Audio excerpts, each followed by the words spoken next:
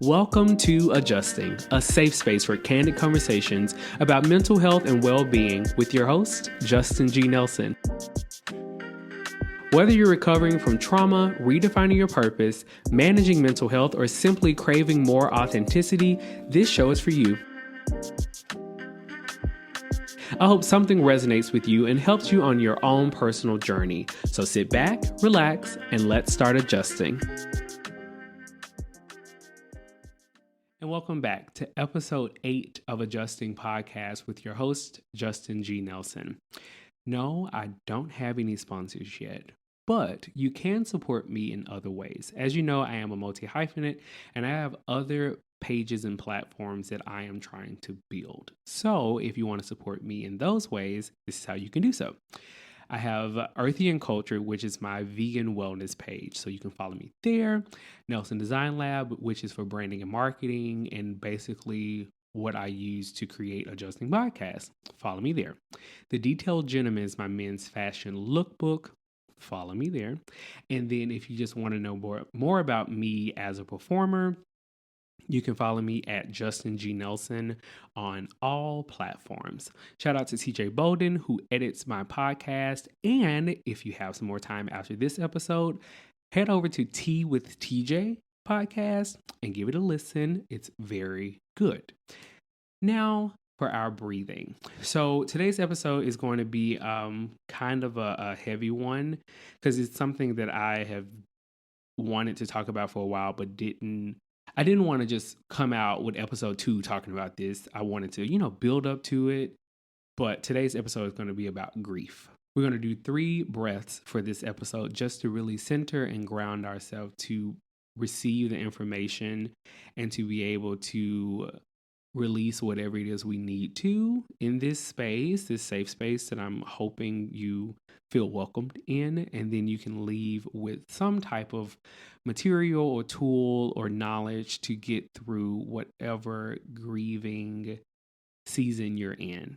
This can be a timeless episode because grief doesn't have a time limit. Come back to it as often as you need to because we all need this. So feet planted on the ground, relax your shoulders, relax your neck, relax your forehead, relax your stomach, relax your thighs. Let your feet rest on the floor. Put your hands gently on your thighs. Close your eyes. If you're driving, do not close your eyes. Okay? You can do this when you get home. And just take a deep breath in on the count of 3. 1, 2, 3. And let it out. 1, 2, 3. Again, deep breath in. 1, 2, 3. And let it out. 1, 2, 3. This last one, I really want you to breathe in. Okay. 1, 2, 3. And let it out. 1, 2, 3. Good job. So today's episode is adjusting to grief. We are in some heavy times, okay? Post-COVID, death has just not been the same. I mentioned in a couple of episodes ago, I lost a lot of friends and family members during the pandemic, but just recently, Jesus, everyone around me is losing a loved one. And grief doesn't only deal with death of a person. It can be grieving a job, grieving a friendship, grieving a creative life that you thought you wanted but it just never came, and you came to terms with letting it go. But that hurts. You spend so much time and energy building a relationship and building a friendship and building your skills for this thing, and then it's just gone. And you're stuck like, why me? What do I do now? How did this happen? I didn't see this happening. So before we get too far, what is grief? Grief is defined as the human response to loss of a loved one through death. But we know as humans grief also shows up in other ways: loss of relationships, loss of opportunities, loss of identity. So when it comes to understanding grief, we always ask, like I said, why did this happen? Who am I now? How do I move on? When do I move on? And I just want to sit with that for a second, because I've had to grieve a lot of friendships. Um, Through therapy, though, I found that I was already grieving them, but didn't really have the words or did understand the process of grief. I mentioned my father passed in 2011, and my friend was really concerned. They was just like, you didn't cry, or you seem fine. I was fine. I've come to a point where I understand death a little differently. I understand our time on earth is for an appointed time, and that what we do on earth, matters and makes an impact. And my prayer with this podcast is that it is a part of God's purpose for me being here as an advocate or a vessel to bring people to mental health, to know that you can go to church and have a therapist, because some people really wrestle with that and struggle with the concept of, well, my pastor or my church should do. Your pastor needs a therapist. Your minister needs a therapist. There are ministers that are therapists that need a therapist. So it's not, I don't say it's not fair to put all the responsibility on the church to help heal those things, when a lot of the Bible can be misinterpreted to fit a certain situation to make you feel good, but you still got to deal with it. This is not Bible study. This is my podcast. So, some common misconceptions with grief. Myth number 1: grief has a set timeline. You can be triggered by a scent, by a song. I will tell you this: Temptations in the Christmas, cut it off. I won't be able to make it. In my mind, don't hit the same no more. Because that used to be my dad's jam. Like the Temptations Christmas album, we used on repeat, okay? Now I can't even stand to listen to the song. And I love the Temptations. My friend Juwan is in the Temptations now. Shout out to you.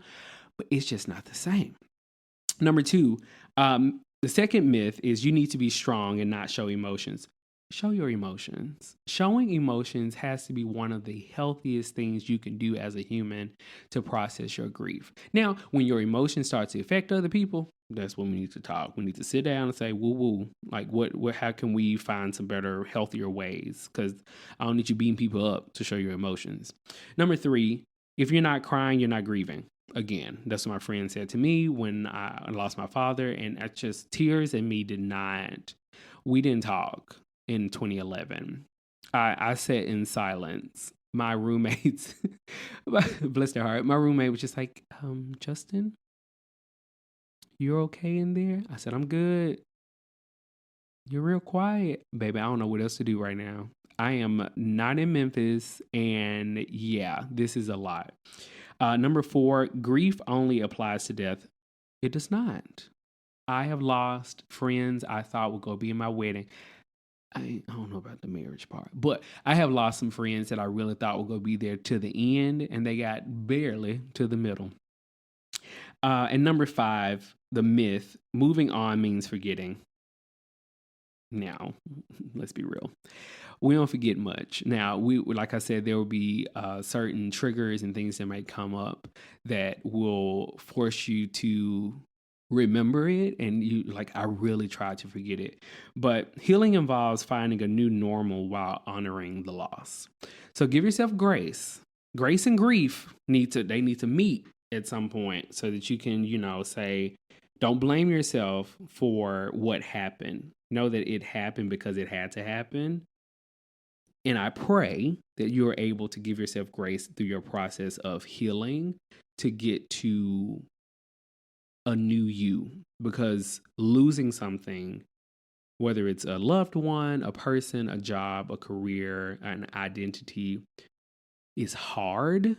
But once you are able to get through that grieving process, it then creates, it's like another timeline almost. Like you're creating this new you without this person. Not saying you have to fill that void with someone else and make them that person, but it's just that time you need to figure out like your next step.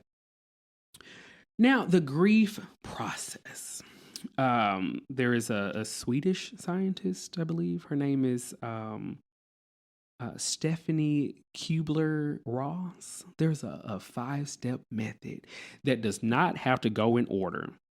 I thought it did because, in therapy, I was just like, it's denial, anger, bargaining, depression, acceptance. Those are the steps, but they do not happen in order because a lot of people go straight to anger. I went to denial when it came to friendship losses. So with denial, there's the initial shock and the disbelief. You're just like, no, I can't believe this happened. No, it's not so. It's not so. We've all experienced a denial stage with grief. Number 2, anger. So the frustration and the emotional outbursts. My heart goes out to people grieving, and that anger stage, it is hard to watch because you just want to hold them. You want to wrap them up and say it's going to be okay, knowing that they have to get this out. The third step is bargaining, attempting to regain control. Sometimes that's wrestled with delusion, and it's just like you're telling yourself it's going to be okay. I'm good. I got this. I can move on. Can you? It's okay. Like, you do not have to be strong for anyone else but yourself. If one day you're good, next day you're down, that's just your flow with grief. Honor it. Number 4, depression. I think a lot of people, when they hear grief, they hear depression and think they're just like sisters and they're just stuck together. But depression is a part of the grief cycle. Depression can live along, but you get depressed about something else, and that doesn't correlate with grief. But with depression, it is the sadness and the withdrawal of it all. And then number 5, the 5th step or the 5th stage in grief is acceptance. A lot of us think we get to acceptance and then we go back to the depression, then we go back to the denial. But listen, once you get to acceptance and really can move forward, shout out to you. That is adjusting to the new reality. So just remember that these 5 stages are not, there's not one set order. It's not linear or universal. It can happen at any order. I think I've reached the stage of acceptance with friendships, at least. And I usually hit them with the Marie Kondo. Thank you so much for what you brought to my life. Thank you for showing me that I deserve better. Thank you for the lessons that you gave me knowingly and unknowingly. And I wish you well. May you have the life you deserve. And I move on. So we're moving on. Now, I want to reemphasize that what the non-linear nature of grief is. Grief is a cyclical process. So that circle, them 5 steps, it just happens. Number 2, experiencing multiple stages simultaneously. You can be angry and in denial. I think bargaining and acceptance can sometimes be like that fight that happens, and you can revisit certain stages over time. I think I lived in depression for a while. Depression and denial when it comes to auditions. It was just like I got so close and didn't get it. And then it happened again. And I'm just like, why do I keep allowing myself go through this? Like, I think I questioned it for a while. Like, am I meant to do this? But then my chart said you're born to be a performer. So I was like, okay, we just got to figure something. It's not me. It's not me. It's them. And the last thing is triggers can intensify certain steps. So like I mentioned with music, holidays, events, dates, those are all triggers that can send you back into the cycle of grief. It's hard. Grief is messy. Grief is not cute. But I just wanted to really talk about this because we all grieving some way or another. So I just want y'all to have these steps before we go into this holiday season so you'll know how to deal with it. So here are some more signs of grief. If you're not dealing with grief, but you know someone who could be going through a season of grief, but they don't have the words to explain it, or they become very much of a recluse and just like, I'm fine. Here are some signs. So some physical signs include fatigue, sleep disturbances, change in appetite, weakened immune system, increased risk of illness, and then emotional impact. There's like the mood swings and the irritability and anxiety, difficulty concentrating, feelings of emptiness and numbness. You listening? Number 3, cognitive effects. You have grief brain, which is forgetfulness and confusion, intrusive thoughts or memories, behavioral changes, including social withdrawal, changes in daily routines or habits. And then number 5, long-term effects of if grief is unaddressed, which is prolonged depression and complicated grief disorder. So I'm going to stop there. If you are number 5 and you're dealing with long-term effects of grief, please reach out to me and I will connect you with a therapy platform. You should not be suffering alone when there are people out. There's free therapy available. And I just want you to come out of that and find that joy again, because I don't want you suffering. Okay. So try to liven this up some. When it comes to grieving friendships in other areas of life, this is what it looks like. Grieving friendships, acknowledging the loss and its significance. That's step 1. Number 2, allowing yourself time to process those emotions. Okay? You and your friends went through a lot together probably.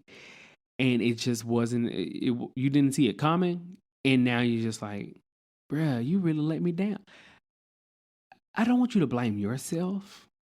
Just know that it was probably time to go a long time ago and you were just ignoring the signs. And I just want to say this. People who pacify people's personalities by saying that's just who they are, I blame y'all sometimes. I want you to be a better friend and call them out on it, because sometimes that's them using a personality as a way to cope or mask how they really feel about something, but because it's become their identity, we've just, this is how they, that's how you've allowed them to be. We're not doing that anymore. So use that somewhere. Number 3, reflecting on the lessons learned in the friendships. So like I said, thank you for everything you taught me, what you gave me, the highs and the lows. Number 4, focusing on nurturing existing relationships. We don't always need as many friends as we think we do. We can go back to the ones that we have now and say, hey, let's talk. Like, what more do you need from me as a friend so that we can grow our friendship a little more? Because we get all these friends and all these people in our business, and then we just like, I don't need all these friends no more. I think this is just what happens when you get older. I'm not old, but when you get older, you're just like, I value quality over quantity. Number 5 is practicing self-reflection to understand your role in the friendship's end. It was just time to end it. And no hard feelings. I wish you the best, but it won't be with me. Considering reaching out for closure, if appropriate. Everyone doesn't get the closure they deserve, and sometimes that's a part of the grieving process. And if you don't get the closure, just take that as closure and just give yourself a little time to grieve, give yourself grace, and move on. When it comes to careers and creative endeavors, here are some ways to look at the grief process in that. So reframing the situation as an opportunity for growth. One door closed leads to another door open. That's something we say a lot. But it's also, think about the things you learned in that job. Think about the skills you picked up. When I worked at Just Salad for 3 months, okay, I don't want to say I grieved it because I knew it was just wasn't working for me in that moment. Like I signed up to work social media. I think I did social media twice in those 3 months. I was stuck doing event planning and graphic design. It's just not what I signed up for. And I had left a great job because it was just like, Nelson Design Lab is thriving. I'm not going to go back. I learned a lot. But it was hard leaving it because I knew everyone else felt the same way I did. But listen, I can put together a mean Excel sheet now. I can plan an event. I have way more project management skills. I'm not looking for a job though. Thank you. Number 2 is updating your skills and pursuing further education. So you're just like, maybe I'll use this opportunity to redirect and to expand my knowledge, getting another certification or looking into some workshops or professional development. Number 3, networking and exploring new career paths. So like for me during the pandemic, I didn't know if performance was coming back. I grieved. I almost cried. And I was just like, I went through all this work to be on Broadway and we not coming back. Like, what am I do? And so I picked up a lot of more hobbies, which turned into careers. And I'm just like, we're thriving. Number 4, seeking career counseling or coaching. Number 5, practicing self-care during job search process. Listen, once you update the resume, you're just like, Jesus, take the wheel. Take the wheel, the application, the cover letter, the CV, the interview, take it all. Okay? Take the car. Because you just never know. That imposter syndrome kicks in. You're just like, I'm not qualified for this. I was doing great in this job and they let me go and I'm just like not qualified. But that's part of the denial of it all. And then you can volunteer and do some work somewhere else. Moving on, when it comes to grieving loss of identity. Now, this was different because I was just like, I want to make sure I speak on all the aspects of grief. So I had to do some research on this one. But when it comes to grieving the loss of identity, this ties into like health changes or retirement or divorce, separation, like those things. Like you've gone from this regular routine and then a sudden thing changes and you're just like, oh, I'm not used to this. And a lot of people see it as, oh, I got all this time, but then you get lonely. And then you're wondering like, ooh, was I supposed to do this? Wow. So here are some things to consider when it comes to grieving the loss of identity. Number 1, exploring new interests and hobbies. Joining a support group for people in similar situations. So this would be more so for people with like health concerns or I don't want to say addictions, but anything dealing with your health. Seeking therapy to work through identity issues, practicing self-compassion and patience during the transition, redefining personal values and priorities, and then creating new routines and rituals to establish a new normal. I love that. I hope this helps with someone. So we're going to move on. We're going to talk about how to experience joy again after grief. So, number 1, allow oneself to feel joy without guilt. I think this is the hardest thing for people to do because they're just like, I feel bad for being happy again after losing someone or after people say they just died. Why they out celebrate?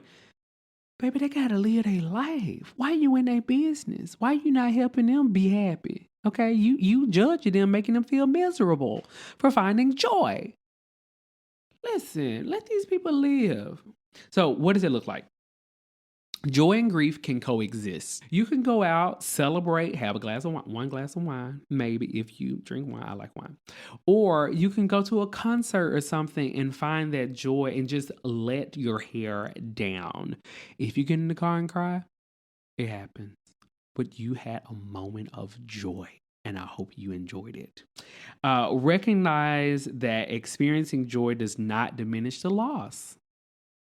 You can lose a person, a career or something, and just go hug a tree. Do something and just to spark the joy again. And it doesn't diminish it at all. So here are some techniques for managing guilt when feeling happy. So I talked about last week with affirmations and your chakras, tapping into that heart chakra and your throat chakra. Wear something green, or light a candle or something that brings you some peace of mind. I think for me, it's like a teak wood moment, or I have this vanilla cashmere body spray, which is like a room deodorizer too. Love it. It just makes me feel happy. Also, reframing your thoughts, really changing your language and how you speak about things. Just like, I'm going to be okay. They want me to be okay. Just reframe those thoughts. So the second major component with experiencing joy again is practicing self-care and compassion. Maintaining a healthy sleep schedule, and then eating nutritious meals. I am a nutritionist. I don't talk about it a lot, but I will say when it comes to eating your colors, that's a real thing. Okay. When you get a nice colorful salad without like all the oils, and some of y'all drown it in ranch dressing, like doing that, eating your colors and your food relates to those chakras we talk about. So like the root, the sacral, the sacred solar plexus, throat, heart, third eye, crown chakra, like those things, those colors that correlate with those, boom, it is helping realign your body and your joy. And then exercising, go for a walk, get them 2,000 steps in. I see you. And then when it comes to self-care strategies, journaling, meditating, setting emotional boundaries. Some people don't always have your best interests at heart when it comes to grief, and they want to slip in and manipulate you or take advantage of you in a low point. Set them boundaries. Tell them I ain't got no money. Because people think when people die, people get money and they want to ask for them. Sorry. And then developing self-compassion, treating oneself with kindness, recognizing common humanity and suffering, and mindfulness of thoughts. Find some old hobbies. Coloring is so therapeutic. Find you a playlist that really makes you dance. Like dancing, it has to be a form of healing. Spend time in nature. Like I said, hug a tree. Don't hug me though. Hug a tree.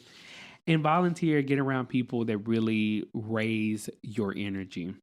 So overall, you can heal through grief. You can find joy again.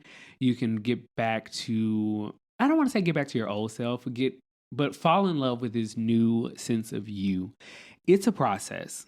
I in no way, shape, form, or fashion want you to rush that process to get to joy again. Joy will be there. Let joy be your benchmark. Each month, each week, just find one thing that brings you joy and do that. I am praying for everyone in this season that is sincerely dealing with grief. It is hard. It is not fun. It's a part of life. And I pray that this episode really has helped you wrap your mind around ways to really deal with grief in this season. Not for the sake of downloads or increasing my views or anything, but for the sake of someone you love. Please share this episode with them if you know they can benefit in any way when it comes to grief. Okay? Until next time, bye-bye.